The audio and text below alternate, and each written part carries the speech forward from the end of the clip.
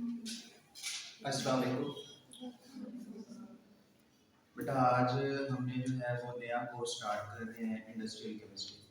और industrial chemistry में हम जो है वो डिफरेंट जो है इंडस्ट्रीज को पढ़ेंगे, उनकी फ्लोशीट डायग्राम्स को पढ़ेंगे और उनके रॉ मटेरियल्स जो हैं उनको स्टडी करेंगे। और साथ में हम ये भी स्टडी करेंगे कि उनके इफ़ेक्ट क्या हैं और उसको हम कितना इकोनॉमिकली जो है हमें उनसे फ़ायदा मिलता है। आज जो हमारा सबसे पहला जो हमारा केमिकल है जिसकी हमने इंडस्ट्रियल प्रिपरेशन पढ़नी है वो है सल्फ्यूरिक एसिड। सल्फ्यूरिक एसिड जो है इसको प्रिपेयर करने के दो मेथड हैं। पहला है जो था हमारे पास वो था लेड चैम्बर प्रोसेस, और अभी जो हम ज्यादा यूज करते हैं और जो मोर फिजिबल है टू ऑपरेट वो क्या है, contact process. Lead chamber process जो है इसको क्यों रिजेक्ट कर दिया गया है, क्योंकि इसमें जो है वो लेड जो है उसकी बहुत ज्यादा कंजप्शन थी, और लेड जो है वो हमारे इन्वायरमेंट में जो है वो डिपॉजिट होता जा रहा है। लेड जो है इसकी एक खास कंसंट्रेशन ही इन्वायरमेंट के लिए जो है वो सेफ, अगर एक खास लिमिट से ये बढ़ गया है तो ये पॉइजनस मेटल है और ह्यूमन हेल्थ को जो है वो बुरी तरह से इफेक्ट करता है। वाटर की पोल्यूशन भी कॉज करता है और एयर की पोल्यूशन भी कॉज करता है। आपने पढ़ा होना है कि ये लेड जो है एक कार्सिनोजेनिक एलिमेंट है। कार्सिनोजेनिक एलिमेंट वो होता है या वो होता है जो कैंसर कॉज करता है। ठीक है। अब सल्फ्यूरिक एसिड जो है इसको किंग ऑफ केमिकल कहा जाता है। अब इसको किंग ऑफ केमिकल क्यों कहा जाता है, क्योंकि जितने भी आपकी इंडस्ट्री है उसमें सल्फ्यूरिक एसिड की कंजम्पशन जो है वो बहुत ज्यादा है। चाहे आपने ऑक्सीडेशन करवानी है, रिडक्शन करवानी है या प्रिपरेशन करवानी है डिफरेंट एलिमेंट्स की, पॉलीमराइजेशन करवानी है, तो उन सब में जो है आपका सल्फ्यूरिक एसिड जो है इसकी बहुत ज्यादा इम्पोर्टेंट है। और अगर आपको चेक करना है कि एक मुल्क जो है वो इकोनॉमिकली या इंडस्ट्रियली कितना स्ट्रांग है, तो आपको उसकी सल्फ्यूरिक एसिड की कंजम्पशन से उसका आइडिया हो सकता है। जो कंट्री बहुत ज्यादा सल्फ्यूरिक एसिड को कंज्यूम कर रही है वो कंट्री इंडस्ट्रियली उतनी ही ज्यादा स्ट्रांग है।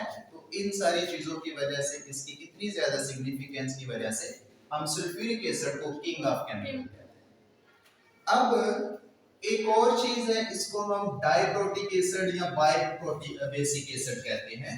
डाइप्रोटिक एसिड या डाइबेसिक एसिड का मतलब क्या है कि जब भी सल्फ्यूरिक एसिड आयोनाइज होगा या डिसोसिएट होता है तो ये दो प्रोटॉन रिलीज करता है।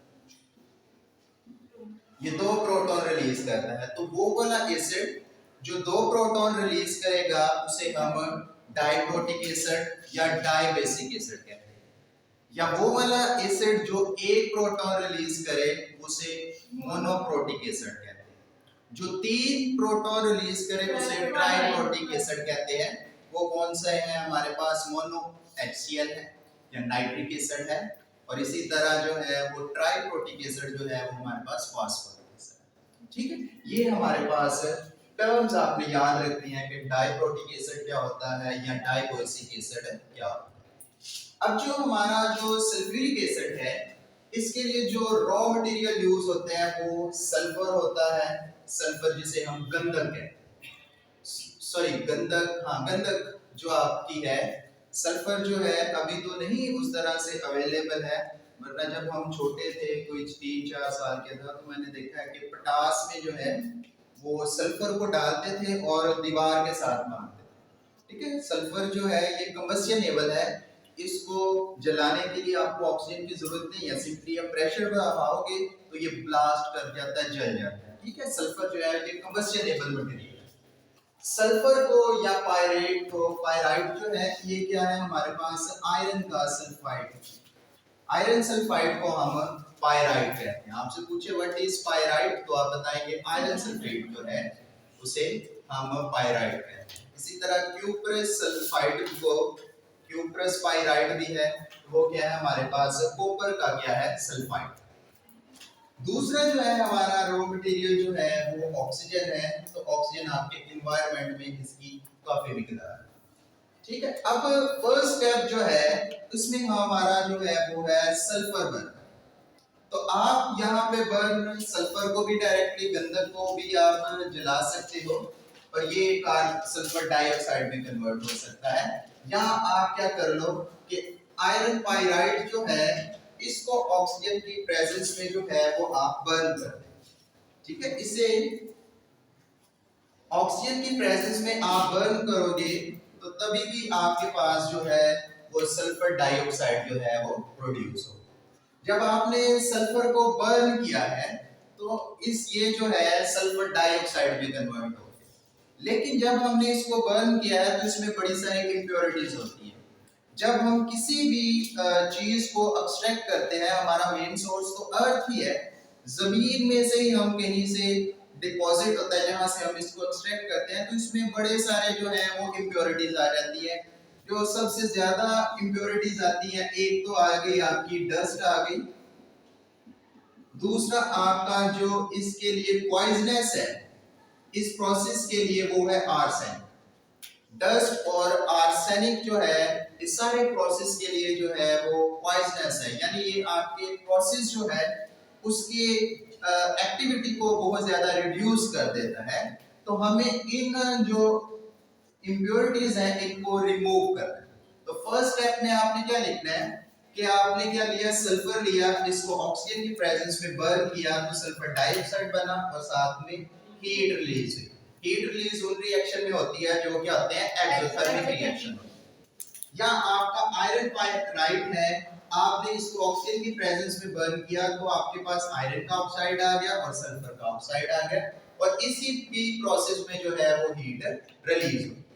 दूसरा जो है वो हमारा प्योरिफिकेशन जो है वो चैम्बर है, या जिसमें हमने इस सारे जो है जो हमारा प्रोसेस है, ये जो हमने सल्फर डाइऑक्साइड बनाई है इसको प्योरीफाई करना है। आपके पास जितनी भी इंप्योरिटीज है उनको रिमूव करना। फर्स्ट जो है वो क्या है, डस्ट रिमूवर। अगर आप अपने कमरे को कभी लॉक कर दें, यहाँ भी आप जा रहे हो 2 दिन इसको बंद करें तो फिर आओगे तो आपको जो है ना वो हर जगह पे मिट्टी नजर आए। ठीक है, इसी तरह हम भी क्या करते हैं, इस सल्फर डाइऑक्साइड को जो है इस डस्ट रिमूवर जो है इस चैम्बर में भेज देते हैं। तो जितने भी डस्ट पार्टिकल है दे आर हैवी, तो ग्रेविटी की वजह से वो सारे के सारे जो है वो नीचे बैठ गए। तो यहाँ पे जो है वो आपकी डस्ट जो है वो रिमूव हो जाएगी और सल्फर डाइऑक्साइड तो गैसियस फॉर्म में है तो ये ऊपर रहती है, तो डस्ट पार्टिकल जो सॉलिड पार्टिकल्स हैं वो आपके चैम्बर के नीचे बैठ। फर्स्ट जो है वो आपने प्रॉब्लम सॉल्व कर।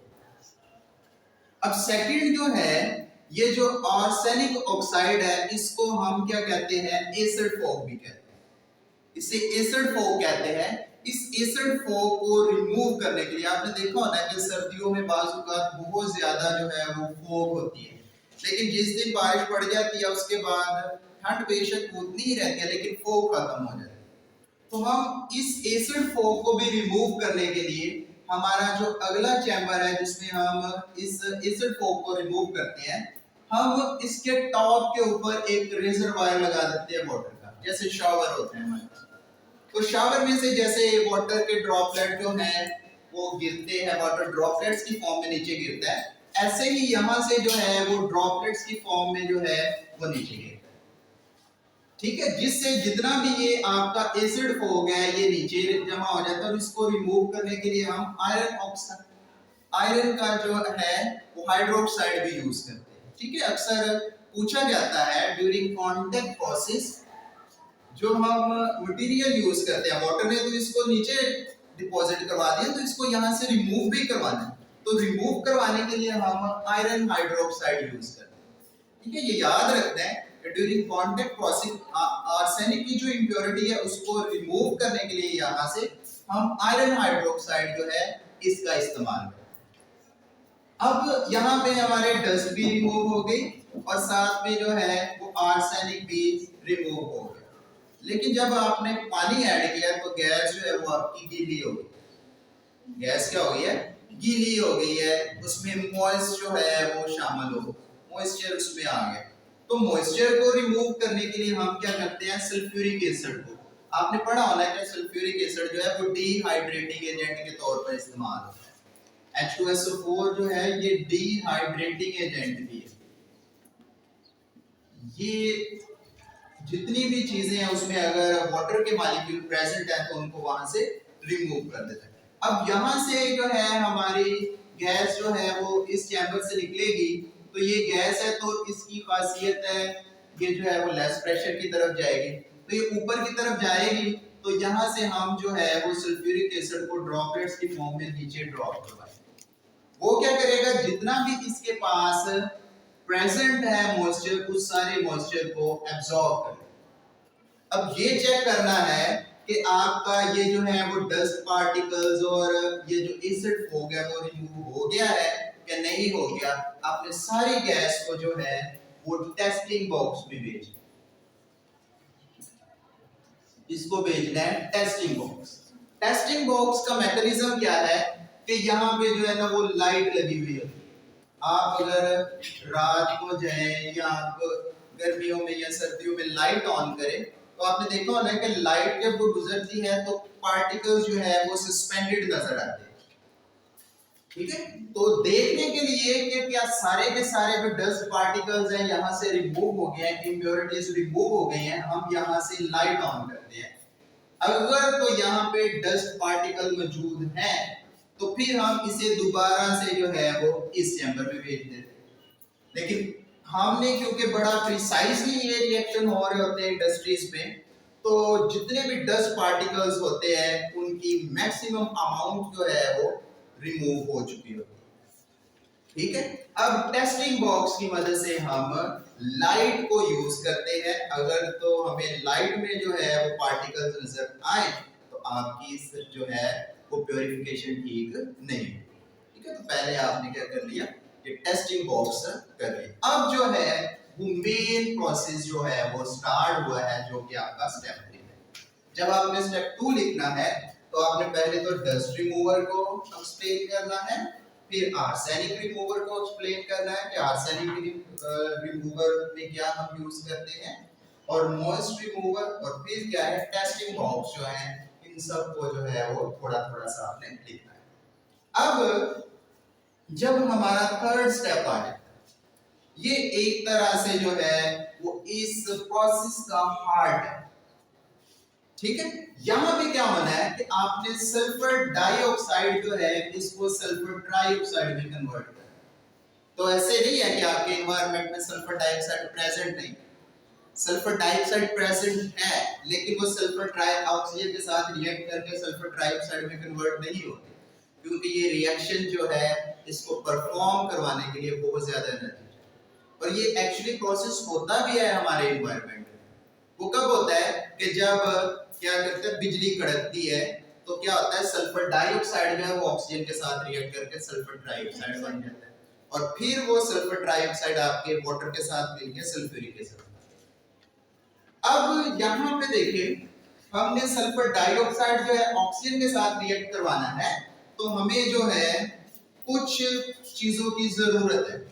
एक तो जो है वो हमें हाई टेम्परेचर की जरूरत है, और हाई प्रेशर जो नॉर्मल आपका प्रेशर है एनवायरनमेंट का वो है 1 atm 1 एटमॉस्फेयर। हम क्या करते हैं 1 atm से 2 एटमॉस्फेयर रखते हैं। मैं मोर प्रिसाइजली बोलूं तो ये प्रेशर जो है 1.5 से 1.7 atm होता है। इस प्रोसेस के लिए ये जो प्रेशर है वो क्या है 1.5 और 1.7, यानी 1.5 से कम नहीं होएगा, ज्यादा होगा, और 1.7 से ज्यादा नहीं होगा, थोड़ा सा कम होगा। ये जो है एक्यूरेट जो है इसकी रेंज है, और टेम्परेचर जो है वो हम कितना रखते हैं इस प्रोसेस में। जब इस प्रोसेस को हम करते हैं तो बहुत ज्यादा जो है, और बहुत ज्यादा जो है यहाँ पे हीट रिलीज होती है। ठीक है, यहाँ पे बहुत ज्यादा जो है हीट रिलीज हुई है, और इसका टेम्परेचर जो है वो बहुत ज्यादा बढ़ जाता है। अब मैंने बताया था कल जब मैं आपको बता रहा था इंट्रोडक्शन में, तो मैंने बताया था कि इंडस्ट्री में कोई भी चीज जो है उसको जाया नहीं करते। तो ये वाली जो हीट है इंडस्ट्रीज में, आपने देखा होगा कि जितनी भी इंडस्ट्रीज है उनकी क्या होती है अपनी कॉलोनीज होती हैं, जहाँ पे उनकी लेबर रहती है, जहाँ पे उन्होंने सोसाइटीज बनाई हुई होती है। वो क्या करती है इंडस्ट्री में, इस हीट को यूज करके वो इलेक्ट्रिसिटी बनाते हैं। वो इस इलेक्ट्रिसिटी अपने प्लांट को भी देते हैं, जो ये ऑपरेशनल काम हो रहा है सारा का सारा, सारी की सारी इलेक्ट्रिसिटी अपने प्लांट को भी देंगे, और दूसरा उनकी जितनी भी कॉलोनीज है या जितने भी उनका रेजिडेंस एरिया है जहां पे उनके वर्कर्स रहते हैं, उनको भी इलेक्ट्रिसिटी देते हैं। ठीक है, तो वो इस हीट को भी जो है वो मैकेनिक जो है इसको इकोनॉमिकली इस्तेमाल करते हैं और इसको भी जाया नहीं होने देते, इससे वो इलेक्ट्रिसिटी जनरेट करते हैं। यहाँ पे बेटा जब हम ये रिएक्शन करवाते हैं तो यहाँ पे हम 3 तरह के कैटलिस्ट इस्तेमाल कर सकते हैं। नीड आयरन ऑक्साइड है और इसमें थोड़ा सा कॉपर ऑक्साइड यूज कर ले, तभी भी जो है ये सल्फर डाइऑक्साइड ऑक्सीजन के साथ रिएक्ट करके सल्फर ट्राइऑक्साइड बना सकते हैं। आप वनेडियम जो है वो पेंटाऑक्साइड भी यूज कर सकते हैं, और जो सबसे बेस्ट कैटलिस्ट है वो क्या है, प्लैटिनम। लेकिन प्लैटिनम मैंने बताया है कि बहुत ज्यादा बेस्ट है इस प्रोसेस के लिए, लेकिन क्योंकि ये बहुत ज्यादा एक्सपेंसिव है, प्लैटिनम जो है वो बहुत ज्यादा एक्सपेंसिव है, तो हम इसको जो है वो इंडस्ट्री में यूज नहीं करते हैं। आपको एक छोटी सी वायर चाहिए, तो वो भी जो है सिंपली वायर चाहिए आपको इसका, तो वो भी जो है वो 1.5-2 लाख के करीब जो है इसकी वायर। ठीक है, ये सोने से भी बहुत ज्यादा महंगा है। ठीक है, सोना तो इसके मुकाबले में सस्ता है, तो प्लैटिनम को हम नहीं यूज करते। अब इन दोनों में से जो ज्यादा इकोनॉमिकल है और बेटर एफिशिएंट है वो क्या है, वनेडियम पेंटाऑक्साइड। तो वनेडियम पेंटाऑक्साइड जो है इसको हम जो है वो यूज करते हैं ड्यूरिंग कांटेक्ट प्रोसेस। ठीक है, ये नहीं है कि हम वनेडियम पेंटाऑक्साइड इस्तेमाल करते हैं, हम बाकी तो भी कैटलिस्ट यूज कर सकते हैं, लेकिन कांटेक्ट प्रोसेस में ये ज्यादा इकोनॉमिकल है। अब हमने क्या पढ़ा है कि जो भी कैटलिस्ट हम यूज करते हैं वो एंड ऑफ द रिएक्शन जो है वो सेम रहता है, उसके बाद थोड़ी सी फिजिकल स्टेट चेंज होती है। यहाँ देखिए मैंने क्या लिखा हुआ है, वनेडियम पेंटाऑक्साइड वनेडियम ट्राइऑक्साइड में कन्वर्ट हुआ है और ऑक्सीजन में कन्वर्ट हुआ है। ठीक है, यहाँ देखिए सल्फर डाइऑक्साइड ऑक्सीजन के साथ रिएक्ट कर रहा है, तो ऑक्सीजन कहाँ से आई है, वो ऑक्सीजन कहाँ से आ रही है, ये वनेडियम पेंटाऑक्साइड ब्रेक कर रहा है, वनेडियम ट्राइऑक्साइड बन रहा है, साथ में ऑक्सीजन बन रहा है। ये ऑक्सीजन जो है इस सल्फर डाइऑक्साइड के साथ रिएक्ट करते हैं, सल्फर ट्राइऑक्साइड में कन्वर्ट होता है। ये देखिए यहां से हमारी सल्फर डाइऑक्साइड रिलीज हो रही है, यहाँ पे वनेडियम पेंटाऑक्साइड है, टेंपरेचर है और प्रेशर है, वो जो है वो सल्फर ट्राइऑक्साइड में जो रहती जा रही है वो भी सल्फर ट्राइऑक्साइड में कन्वर्ट हो रही है। अब मैंने बताया है कि सल्फर ट्राइऑक्साइड जो है ये सल्फर ट्राइऑक्साइड जो है इसको वाटर के साथ रिएक्ट करवाएं तो भी जो है वो सल्फ्यूरिक एसिड बन जाता है। ठीक है, और ये मैंने अभी बताया है कि एनवायरनमेंट में ये प्रोसेस हो रहा है। इसके अलावा आपने देखा होना है कि आप जब ऑनियन काटते हो, प्याज काटते हो, तो आपकी आंखों में आंसू आने शुरू हो जाते हैं, आंखें जो है ना वो भीगी भीगी शुरू हो जाती है, और मामा पूछती है बेटा क्या हुआ है, बेटा क्या दुख लग गया, तो फिर कहते हैं नहीं मामा वो प्याज काटा है, उस वजह से। अब एक्चुअली होता क्या है कि यहाँ पे जो है प्याज में जो है ऑनियन जो है इसमें क्या है, जब ऑनियन है इसको आपने काटा है तो यहाँ से सल्फर ट्राइऑक्साइड रिलीज हुई है, और आपकी आंख जो है इसमें वाटर है वो उसके साथ रिएक्ट करता है, सल्फ्यूरिक एसिड बनता है। तो सल्फ्यूरिक एसिड जो है वो आपकी आंखों के लिए तो ठीक है, तो क्या होता है यहाँ से जो है वो टीयरिंग स्टार्ट हो जाती है, जितना भी सल्फ्यूरिक एसिड बना है वो आंखों से बाहर। तो देखिए यहाँ पे हमने जो यूज किया वो सल्फ्यूरिक एसिड यूज किया है। आप कह सकते हैं कि भाई सल्फ्यूरिक एसिड तो महंगा भी होगा, पानी सस्ता है, तो आप सल्फर ट्राइऑक्साइड का पानी डालो और जो है ना वो सल्फ्यूरिक एसिड बना दो। लेकिन ये रिएक्शन होता है, ये रिएक्शन होता है, लेकिन ये क्या है, फिजिबल नहीं है। ठीक है, नॉट फिजिबल। अब ऐसा क्यों है, फिजिबल क्यों नहीं है, क्योंकि यहाँ पे जो सल्फ्यूरिक एसिड बन रहा है वो फॉग की फॉर्म में बनेगा। ठीक है, क्या बनेगा, वेपर्स की फॉर्म में बनेगा, फॉग की फॉर्म में बनेगा, फॉग की फॉर्म में बनेगा। और ये जो सल्फ्यूरिक एसिड है इसको दोबारा कंडेंस नहीं किया जा सकता। आपको पता है कि गैस के मॉलिक्यूल जो है उनको कंडेंस करें तो वो लिक्विड में कन्वर्ट हो जाते हैं। तो ये जो सल्फ्यूरिक एसिड बना है ये फॉग की फॉर्म में बना है, इसको कंडेंस नहीं दोबारा किया जा सकता, तो हम जो है वाटर फिर यूज नहीं करते। हम क्या करते हैं, इस सल्फर ट्राइऑक्साइड के ऊपर जो है हम सल्फ्यूरिक एसिड को जो है इसके ऊपर ड्रॉप करते हैं और वो क्या करता है, कॉलम में कन्वर्ट हो जाता है।